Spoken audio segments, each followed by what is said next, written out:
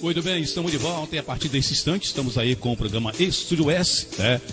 Que é voltado mais para o quadro de entrevistas, sempre com convidados, né? Abordando vários temas. E nessa dia de hoje, né? Aliás, não só dia de hoje, mas como até o dia 30, estaremos aqui fazendo uma série, começamos ontem, né? Uma série de entrevistas com os candidatos ao Conselho Tutelar de Rio Bonito, eleição 6 de outubro. E hoje estamos recebendo aqui o primeiro convidado, é o Fábio Fernando Pereira, é isso mesmo. Seja bem-vindo aí, meu amigo Fábio Fernando, tudo bem com você? Tudo tranquilo? Sérgio 90, grande amigo, muito prazer estar aqui, um grande abraço a todos os ouvintes da Sambê FM, desculpa pela voz, está né? gripado, né? Essa gripe aí está geral, mas estamos aqui para poder esclarecer todas as dúvidas, tanto do programa quanto dos eleitores. Muito bem. Fábio, né? Quem é Fábio Fernando? Rapaz, Fábio Fernando é um jovem senhor de 51 anos, nascido na Praça Cruzeiro ali, filho da Dona Vastinha, irmã da tia Miriam, que era boleira, filho de Riquinho Pereira, da família Pereira, de Santos Pereira, de Altério Machado, de tantas pessoas aí ilustres do nosso município. Irmão materno de Kátia, minha querida irmã, que também todos os meus irmãos vieram a falecer, menos um, Josimar, que está lá pelo Rio de Janeiro, e irmão paterno de Dona Lourdes Pereira, querida professora, muito conhecida, foi professora de Tarquínio Freire, professora do meu vizinho, seu Niraldo, lá do meu prédio, enfim. Saudoso Tarquínio, né? Foi diretora da escola Matoso Maia Forte há muitos anos, faleceu aos 97 anos com muita saúde. Irmão também paterno de Evandro, irmão do professor Evanduil Borges, que é irmão paterno, da família Borges aqui de Rio Bonito, tio de Zadinho, tio de Resilda, tio não, primo, aliás, e faleceu também aos 92 anos de idade, foi um dos primeiros professores do Colégio Rio Bonito, pra você ter uma ideia, na época ainda do Paulo Faio.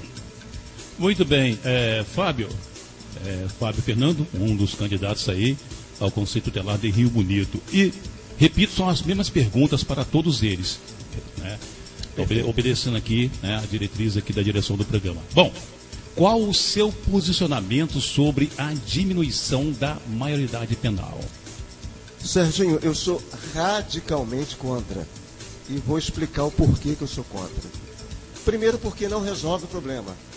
Você vai reduzir para 16, não vai resolver, vai reduzir para 14, não vai resolver, vai reduzir para 12, não vai resolver. Daqui a pouquinho vai ter criança de 7 anos respondendo criminalmente, porque não vai resolver. E por que não vai resolver? Porque há uma concepção muito errada em relação ao Brasil comparado a outros países. Em outros países tem criança que vai presa até com 8 anos de idade. Mas a política nesses países é diferente da nossa. Não é a mesma política. Para você aplicar isso aqui no Brasil, você precisa mudar a política, né? Então, o que acontece? Quando você tem um instrumento chamado ECA, Estatuto da Criança e do Adolescente, e o governo não segue esse instrumento, o que vai acontecer? Você vai começar a gerar crianças e adolescentes no meio do tráfico. Porque são crianças que não têm acesso à educação básica, não têm acesso a uma saúde integral. Elas têm como referência, porque são criadas e nascidas em comunidades, em favelas, elas têm como referência de herói não o policial, ela tem como referência de herói o ladrão. Porque é o ladrão que está protegendo a comunidade, é o ladrão que está protegendo a casa dela. Infelizmente, essa é a lógica. Então é muito ruim quando você vê uma criança, porque está com um fuzil na mão, e você acha que ela tem que ser criminalizada. Não, ela tem que ser educada. Você tem que dar oportunidade a essa criança para ser alguém do bem. E segundo ponto, que é uma coisa que muito me preocupa, existe um critério chamado meritocracia, né? Que a gente fala assim, porque tem gente na favela que cresceu no meio da bandidagem, mas se formou na universidade. Gente, cada caso é um caso. A meritocracia ela só pode existir se eu der a duas crianças, digamos assim, duas crianças, uma rica e uma pobre, mas as duas tiveram a mesma qualidade de educação, tiveram a mesma qualidade de saúde, cresceram num lar saudável. Aí, se uma não conseguiu, é porque ela não se esforçou. Agora, você pega crianças que são criadas nos melhores colégios caríssimos, colégios de R$5.000, matrícula de R$5.000, e quer comparar com uma criança de escola pública, dentro de uma favela, cheia de tiroteio. Toda hora não pode ter aula, as crianças deitadas no chão porque está havendo tiroteio. Gente, isso é injustiça. A gente não pode ter esse tipo de comparação. Então eu sou radicalmente contra, porque não vai resolver. Se resolvesse, a gente não tem nem condição penal, não tem nem condição de prender a quantidade de jovem que você vai pegar no tráfico. Haja presídio, né? Abaixo dos 17, 16. Haja presídio. Haja presídio. Bom, estamos aqui conversando com mais um candidato ao Conselho Tutelar de Rio Bonito, repetindo sempre que as eleições agora é 6 de outubro. Por que estou toda hora falando isso aqui nos programas, até que antecedeu aqui o quadro? É porque a gente tem visto aí que não tem sido uma campanha maciça em relação, em torno aí, não é só em Rio Bonito, não. Para quem, se você não sabe, são eleições em todo o Brasil, aos conselhos, né? De todo o Brasil. Então, a gente não tem visto aí, nem na televisão, né, lugar nenhum, campanhas, né, para essas eleições do dia 6 de outubro. Como é feito campanhas aí, o TRE faz, o TSE faz, de prefeito, de deputados, né, presidente. Então, infelizmente, muita gente não está sabendo, né, muita gente não está sabendo que não é obrigatório, viu? Que não tem eleições agora 6 de outubro e que não é obrigatório também, né? Inclusive, um mulher desse, um rapaz falou, eu não vou não. Eu falei, que isso, rapaz? Você tem que ir sim. Mas não sou obrigado? Sim, você não é obrigado, mas você, eu acho que deveria sim participar. Bom, Fábio Fernando, quais seus projetos, caso, aliás, você seja eleito aí ao Conselho? Bem, Sérgio, primeiramente, a função de um conselheiro é lutar para que o direito da criança seja garantido.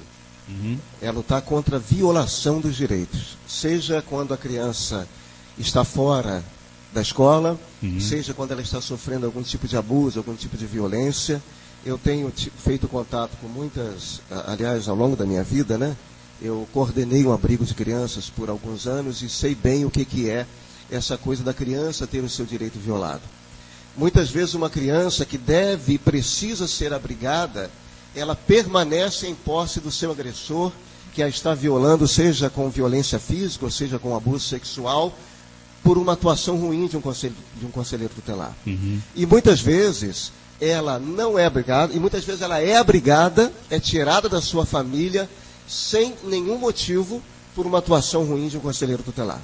Eu tive um caso no abrigo que eu coordenei, de um conselheiro que chegou com uma criança para abrigar, estava ali o pai, e eu não entendi por que ele estava abrigando aquela criança. E a história é que o pai havia separado da mulher e queria um local para deixar a filha, enquanto ele resolvesse a situação com a esposa. Você vê que era um conselheiro sem qualquer noção da lei, da legislação e do ECA. Isso não foi aqui em Rio Bonito não, tá, gente? Isso foi na cidade lá de Mesquita. Eu acho que eu acompanhei uma reportagem parecida com essa aí. Não, tem vários casos assim. Você observa que quando eu virei para o pai e falei assim, você tem noção de que quando essa criança for abrigada, nós vamos abrir um processo junto ao MP e você vai ter que explicar por que está brigando, porque você é pai, ela tem que ficar contigo, ou ficar com a mãe, ou ficar com o avô. Mas não simplesmente ser abrigada. Aí o pai, não sabia não, tal, e voltou atrás. Então aquele conselheiro estava dando um péssimo exemplo de um trabalho. Então o meu projeto é fazer valer o direito da criança e do adolescente. Fazer valer o ECA, ao contrário do que muita gente pensa, Serginho. O ECA é uma lei muito boa, muito boa. As pessoas falam muitas vezes, replicam falas de outros sem ter conhecimento de causa. Se você for aplicar o ECA na sua totalidade, na política pública do município, você vai ter crianças totalmente protegidas. Infelizmente não se aplica o ECA, e aí sobra para o conselheiro apagar um incêndio. Você não combate, ou seja, o poder público, exatamente, você não faz a parte dele, né? Exatamente, você não combate o foco e aí depois tem que apagar o incêndio. Sobra, e aí cabe ao conselheiro fazer isso e fazer da melhor forma possível, porque o mais importante é resguardar o direito da criança e do adolescente. Muito bem, estamos aqui conversando com o Fábio Fernando, né, um dos candidatos aí ao Conselho Tutelar, uma eleições agora no dia 6 de outubro aqui em Rio Bonito. Bom, quero dar uma pincelada aqui nas pessoas que estão acompanhando nosso programa aqui, Fábio. Elisa Moraes, né? Elisa Moraes, Tatiane Donato, João Marcos Fernandes, Marcelo Souza, Adalto Dom Marques, Ademilson Pires, Francisco Carlos Viana, ainda Francismar Andrade, Paulo Renato Vieira, Cida Romão, alô Cida Romão, ainda Cláudio Pimenta, Elisa Moraes, mas tem muita gente aqui acompanhando nosso programa. Obrigadão pelo carinho e pela participação. Muito bem. Fábio Fernando, candidato, você agora há pouco falou de casos aí que você já viu, né, de perto, né, lá em Mesquita, né? Claro. Então, você já fez parte aí de algum projeto voltado aí aos direitos da criança e do adolescente antes de concorrer à eleição agora? Com certeza, como eu disse já antes, eu coordenei um abrigo de crianças. Hoje não se fala mais abrigo, é uma casa de acolhimento, né? E você nem pode ter mais o formato de abrigo. A casa de acolhimento precisa ser uma casa no formato de uma casa, porque a criança já está traumatizada de ser retirada do seu lar. Seja ruim ou não, Sérgio, quando fala abrigo, aí é meio... Então, além de falar abrigo, ela chega num local que parece um orfanato, que parece uma instituição, né? A ideia não é essa. Até nisso, o ECA foi importante, né? Até nisso, o CONANDA, que é o Conselho Nacional, foi importante, que é você tornar um local parecido o máximo possível com uma casa, para que aquela criança não se sinta institucionalizada. Isso é um ponto. Eu também fui membro e presidi por algum tempo o Conselho dos Direitos da Criança e do Adolescente. Então isso me fez também ajudar em 2 processos eleitorais lá do Conselho Tutelar e também ajudar na formulação de leis que melhorassem o atendimento da criança e do adolescente, que melhorassem a forma com que a criança e o adolescente seriam protegidos pelo ECA. Certo. E é o Conselho, é o CMDCA que tem essa obrigação. O CMDCA aqui de Rio Bonito, hoje tem a Marlúcia, tem a Eliane que trabalha lá, não conheço os demais membros, mas é função do CMDCA fazer isso. Ajudar na criação das políticas públicas, né? Para que a criança e o adolescente possa ser protegido. Isso é tão importante, essa coisa da criança, que até em relação ao atendimento médico, tudo bem? Até em relação ao atendimento médico, ela tem que ter prioridade. Ela tem que ter prioridade em todas as políticas públicas do município. Certo. Muito bem, estamos conversando aqui com o candidato ao Conselho Tutelar de Rio Bonito. Repito sempre, eleições 6 de outubro. Estou sendo muito enfático nessa parte de dizer que é o dia das eleições, devido aí a uma campanha fraca, digamos assim, né, dessa eleição para o Conselho Tutelar agora de 2019, que vai tomar posse 2020, não é isso, gente, né? 2020, né? E vai até 4 anos. Agora são 4 anos. Era 2 anos, agora são 4 anos. Então, eu retiro o que eu falei ontem aqui, gente. Eu falei que era 2 anos, né? São 4 anos. Muito bem. Bom, daqui a pouquinho vamos receber aí a Elba Tana, já está presente também aqui no nosso estúdio, outra candidata, né?